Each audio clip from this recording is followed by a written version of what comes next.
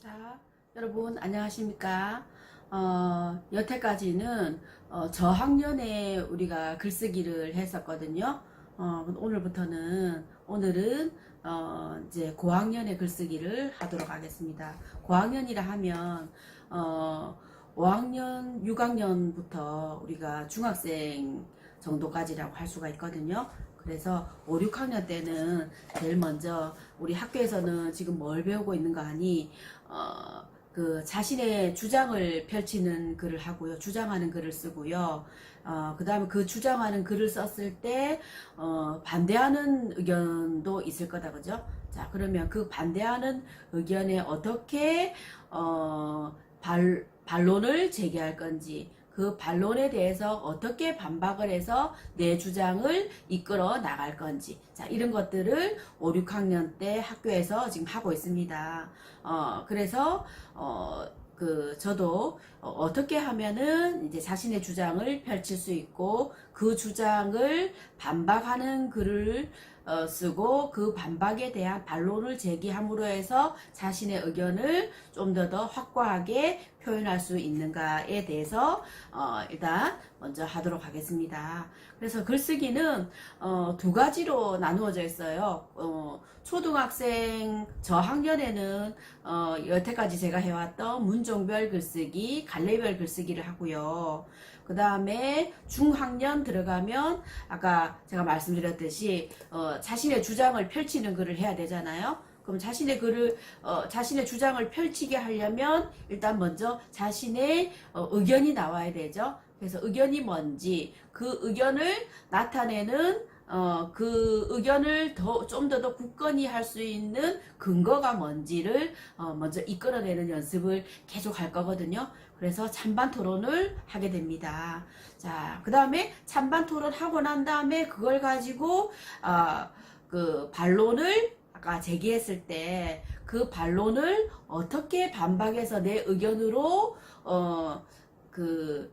이끌어 나갈지를 알려주는 걸 하고요. 그 다음에 아까 논설문 형식으로 자신의 주장을 펼치는 거. 그런데 그냥 자신의 주장만 펼치면 되지 않는다 그랬죠. 그래서 그것을 다른 사람이 내 글을 읽고 설득당할 수 있도록 설득하는 글을 쓴다라고 했습니다. 자, 그럼 먼저 글의 제일 처음부터 먼저 하겠는데요. 우리가 아까 중학년에 들어가면 찬반 토론을 한다 그랬죠. 그 찬반 토론을 했다 치고 그 다음에 이제 글쓰기를 할 때 다른 사람의 글을 이제 내가 주장하는 글을 설득력 있게 글을 쓰는 이런 방법을 배운다고 할 수 있겠습니다.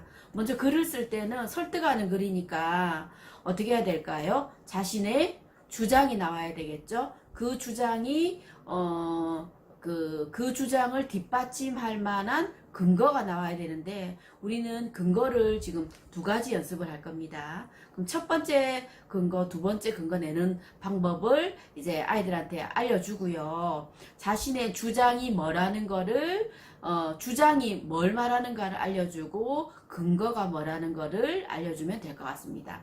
자, 아까 주장은 자신의 의견이라고 그랬죠. 근거는 자신의 의견을 내는 까닭을 말합니다. 그래서 아이들이 계속 우리가 이 연습을 하는데 잘 익혀지지가 않거든요. 그래서 까닭이 뭔지, 근거가 뭔지 이렇게 아이들한테 직접 자기가 쓴 글을 가지고 어떻게 써야 될 건지 먼저 머릿속으로 한번 쭉 익혀보고 그걸 말로 표현하고 난 다음에 쓰게 만들어주면 아이들이 훨씬 더 잘 적을 수 있을 것 같아요. 자, 그렇게 하면 되겠습니다. 자, 그러면 아까 논설문이라고 하고 다른 사람을 설득하는 글이라 했죠. 자, 다른 사람을 설득하는 글을 쓸 때는 세 가지로 나누어집니다. 서론, 본론, 결론 이렇게 나누어집니다. 그래서 그 서론의 방법은 문제 제기라고 하고 문제 상황이라고 하는데 우리가 지금 이 글을 쓰는 이유를 왜 글을 쓰고 있는지 이게 사회적인 왜 이슈가 되고 있는지를 생각하면서 내 생각은 이러니까 이렇게 주장하고 그 까닭은 이렇고 앞으로 이렇게 하면 좋을 것이다. 자, 이런 식으로 글을 적으면 될 것 같습니다. 자, 그러면 아까 서론이라 그랬죠? 그럼 서론은요, 그 네 가지 방법이 나오거든요.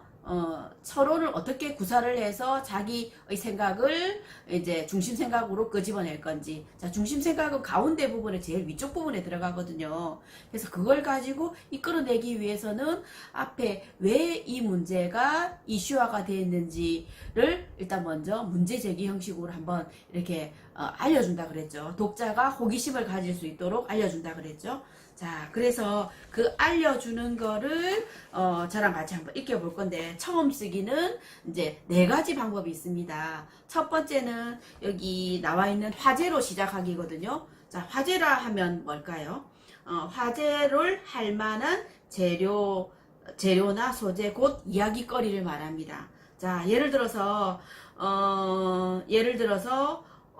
진정한 효라고 합시다. 우리가 만약에 효에 관련된 책을 읽고 지금 토론을 했어요. 그럼 토론하고 난 다음에 글을 적어야 되는데, 왜 우리가 효에 대해서 이렇게 이슈가 되는지를 먼저 알려주면 되겠죠. 자, 그래서 그 화제거리를 신문기사를 써도 되고, 아니면 뭐 라디오에서 들었던 이런 얘기를 적는다든지, 텔레비전에서 들었던 얘기를 적는다든지, 이렇게 해서 화제거리를 적으면 좋을 것 같습니다.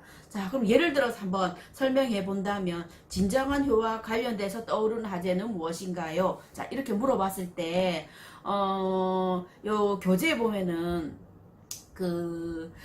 부모님을 위해서 탤런트 양택조 씨라고 계시거든요. 그 양택조 씨의 아들이, 그 양택조 씨가 그다음 간 이식 수술을 해야만 하는 그런 이제 상황이었을 때, 자기가 몸이 어떻게 될지도 모르는데 아버지한테 그 간 이식 수술을 해주었다라는 이런 지문이 나와 있거든요. 그 지문을 인용해도 되고, 그 다음 텔레비전에서 보면 부모님한테 효도를 다하는 거, 뭐 예를 들어서 심효살이, 저 같은 경우에 심효살이라는 거를 조금 해주는 경우가 있거든요. 자, 심효살이가 뭔지 여러분 아십니까? 심효살이라는 것은 예전에 부모님이 돌아가셨을 때 3년 정도 동안 부모님 그 옆에서 이제 집을 짓고 제사를 지내고 뭐 이렇게 했었던 게 심효살이잖아요. 그래서 그 심효살이라는 것은 그만큼 부모님이 자신을 낳아준 것에 대해서 이제 고마운 마음을 표현하면서 이렇게 3년 동안 그 옆에서 제사를 지내는 거잖아요. 그럼 그걸 가지고 화제거리로 삼았다. 그 다음 아까 중심 내용은 자신의 생각이 온다 그랬죠. 그럼 자신의 생각이 오면은 그 다음에 근거가 와야 되는데, 근거는 두 가지가 와야 된다 그랬죠. 그래서 근거는 왜 그렇게 중요하게 생각되는지. 그럼 만약에 여기 같은 경우에는 뭐로 되어 있는가 하면, 나는 진정한 효가 뭐라고 생각한다. 자, 뭐라고 생각한다. 예를 들어서 부모님의 마음을 편하게 해주는 것이라 생각한다. 왜냐하면 첫 번째, 부모님이 마음이 편해야 내 마음도 편할 수 있기 때문이다. 두 번째, 진정한 효는 부모님한테 뭐 값비싼 물건을 사주는 게 아니라 마음을 편안하게 해주는 것이 부모님을 위하는 길이기 때문이다. 자, 이렇게 넣으면 되겠죠. 그럼 이렇게 했을 때 그 다음 아까 근거에 대한 얘기가 나왔을 때, 그 근거에 대한 그 까닭을 지금 이거 적는다 그랬죠. 그 주장에 대한 까닭을 적는데, 그 까닭을 적었을 때 까닭만 적으면은 다른 사람들이 공감할 수 있을까요? 자, 공감할 수 없겠죠. 그래서 어떻게 하냐면 그 근거를 뒷받침할 수 있는, 뒷받침되는 경험을 집어넣는 거예요. 경험을 집어넣던지, 아까 말했던 서론 부분에 내가 경험 집어넣은 것과 중복되지 않게 글을 쓸 수 있도록 이제 만들어주는 거예요. 그렇게 하고 난 다음에 제일 마지막에 이제 자신의 생각을 정리하는 게 결론이거든요. 그래서 여태까지 앞에서 쭉쭉쭉 적어왔던 그 글들을 정리해서 어떻게 하자라고 이렇게 만들어 주시면 될 것 같습니다. 자, 그럼 글 쓸 때 어떻게 해야 되는지 아이들이 쭉 이렇게 말로만 설명해 주고 하면은 안 되겠죠. 그래서 이렇게 어떻게 쓸 것인가를 계획을 잡아주는 거를 개요라 합니다. 그럼 개요를 잡아주고, 그 다음에